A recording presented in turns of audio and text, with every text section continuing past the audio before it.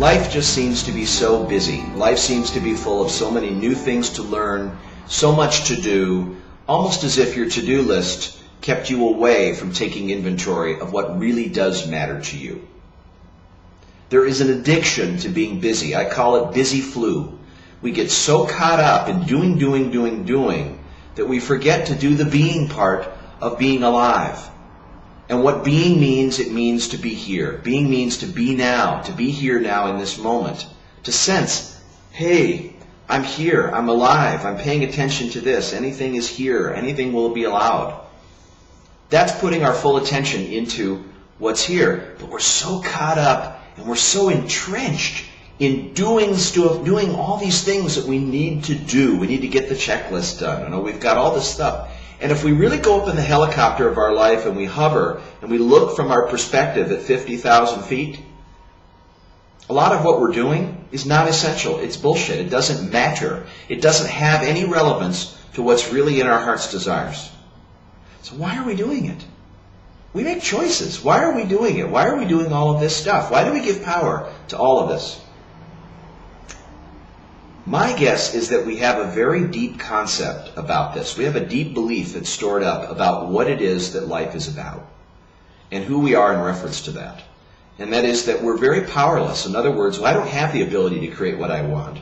So I want to make that true to myself. And what I'll do is I'll land myself in a whole bunch of mountains of stuff, and I'll make sure I create so much complexity. I'll make sure that I manipulate myself with so many conflicts that I can create so I can justify what I really assume to be true, which is I don't have the ability to create what I want. Where does that shift start? It starts with a choice. You have options. You might be scared stiff about this because you might have to recognize that you have a belief about that. You think you don't have the power. But if you could step behind it, there is a difference between the thought and your thinking. And that if you're looking at it from there, standing in a different place in the room, you recognize a very limited quality. Now, I'm not suggesting that you fix that. I'm suggesting that you get intimate with it, touch it, but let it go and not be at issue with it. Alternatively, I'm suggesting that you turn your attention toward a different choice, a fundamental choice, one that is down to the very essence from how you approach life. And that is that you choose to become a more predominant creative force in your life, and that becomes a choice.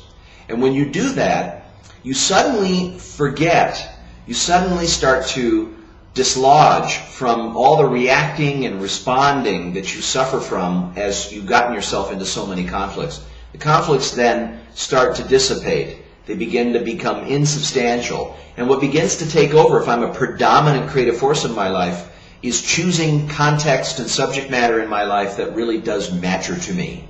That becomes the centerpiece, the organizing force from which I take actions.